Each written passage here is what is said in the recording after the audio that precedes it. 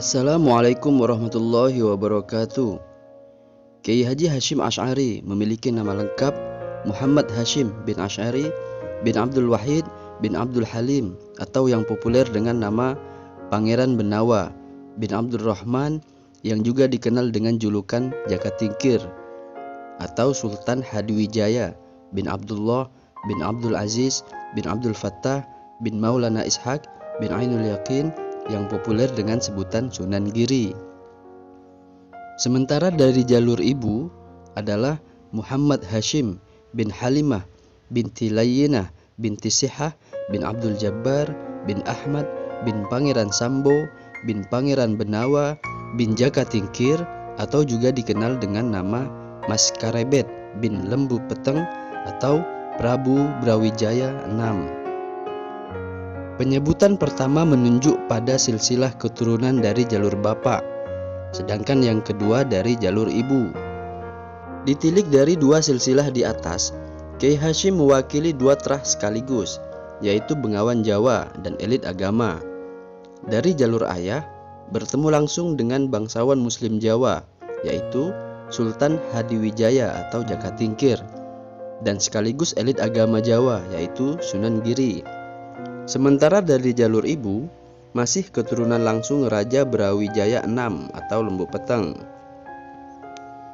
Kiai Hashim dilahirkan dari pasangan Kiai Asy'ari dan Halimah pada hari Selasa Kliwon, tanggal 14 Februari tahun 1871 Masehi, atau bertepatan dengan 12 Dzulqa'dah tahun 1287 Hijriah. Tempat kelahirannya berada di sekitar 2 km ke arah utara dari kota Jombang, tepatnya di pesantren Gedang. Gedang sendiri merupakan salah satu dusun yang terletak di desa Tambak Rejo, kecamatan Jombang. Seleb Langit akan mengisahkan karomah Syekhona Khalil Bangkalan untuk Kiai Hashim Asy'ari. Dari karomah ini, Kiai Hashim digelari Hadratus Syekh, yang berarti Maha Guru. Inilah kisahnya. Hashim muda nyantri di Kademangan, Madura. Tugasnya mengurusi kuda milik sang guru, yaitu Syekhona Khalil. Alhasil, kesempatannya mengaji pun tak terlampau banyak. Suatu hari, Syekhona Khalil kedatangan tamu dari tanah Jawa, seorang kiai yang santrinya masih berjumlah puluhan. Setelah diajak duduk sambil menikmati suguhan, tamu tersebut mengutarakan keperluannya kepada Syekhona Khalil. Mbah Khalil, niat saya yang pertama datang ke sini adalah ingin silaturahim, dan yang kedua, hendak menikahkan putri saya. Berhubung dia sudah dewasa, kiranya patut saya carikan jodoh. Apalagi usia saya juga sudah diambang pintu ajal. Tak lama lagi, Allah pasti memanggil jiwa saya, Mbah. Jika ada calonnya, saya mohon petunjuk dan izin untuk mencarikan. Tanpa berpikir panjang, Syekhona Khalil langsung memanggil santrinya yang sedang mengurusi kuda di belakang rumah. Hashim! Demi mendengar suara gurunya memanggil, Hashim muda segera menghadap sang guru.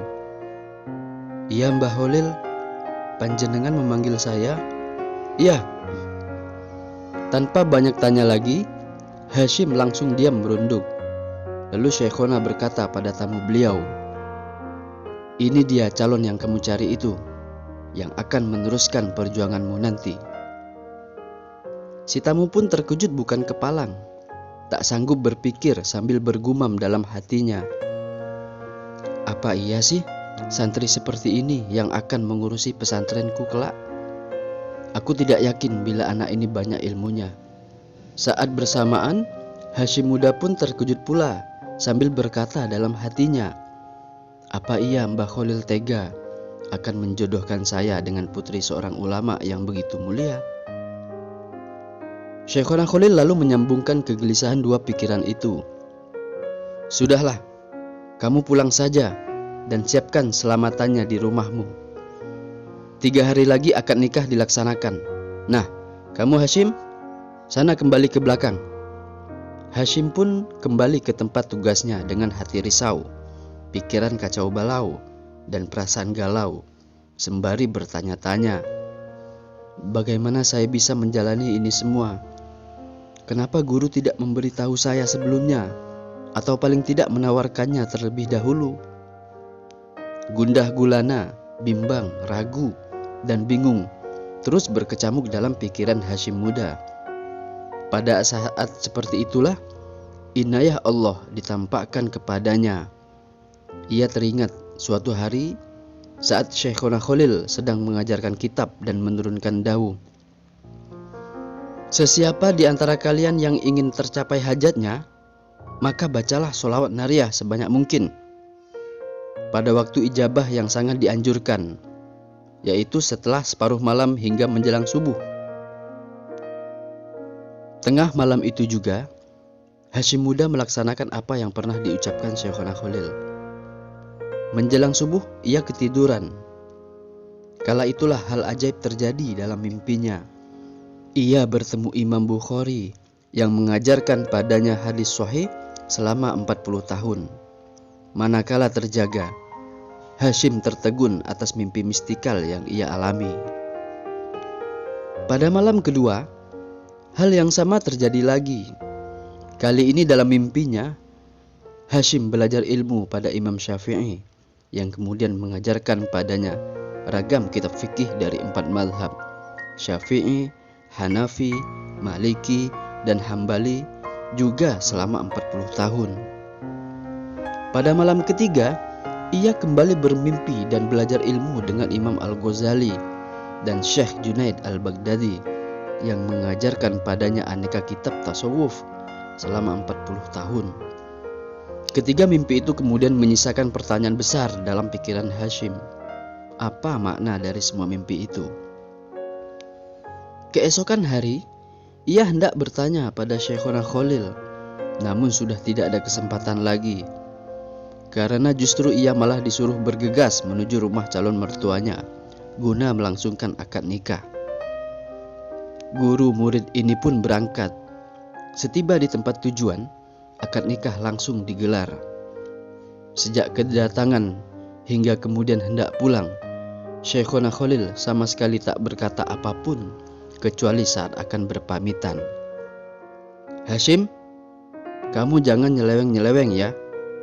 Ibadah ikut yang dicontohkan Nabi Shallallahu Alaihi Wasallam melalui ulamanya, dan ikutilah ulama Allah agar selamat.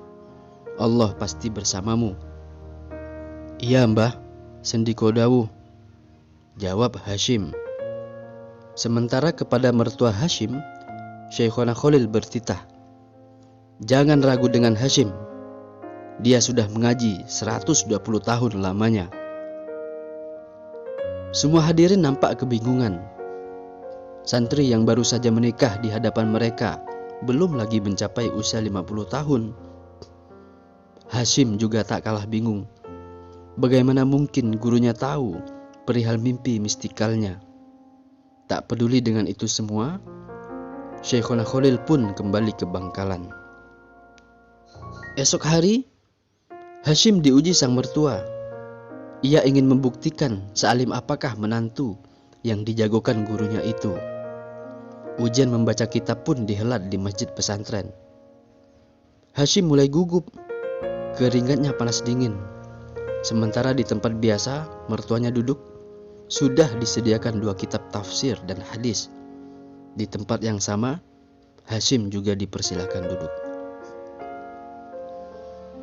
Ujian ini jadi kian menakjubkan kala Hasyim langsung membaca dengan fasih, hafal luar kepala, serta membahas layaknya para masyayikh yang sudah kenyang dengan segudang ilmu, tanpa memegang bahkan membuka 2 kitab tersebut, tanpa kesalahan sama sekali. Para ustadz dan santri senior yang semula tak yakin dengan kemampuan Hasyim seketika takjub. Begitupun mertuanya yang mengintip dari celah jendela rumahnya.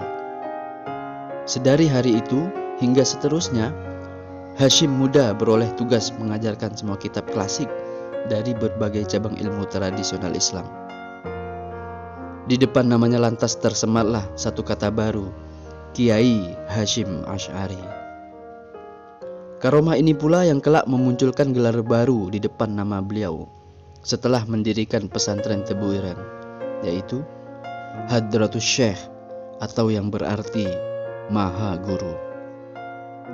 Demikianlah sekelumit kisah karomah Syekhona Khalil Bangkalan yang diterima Hadratus Syekh Hasyim Asy'ari.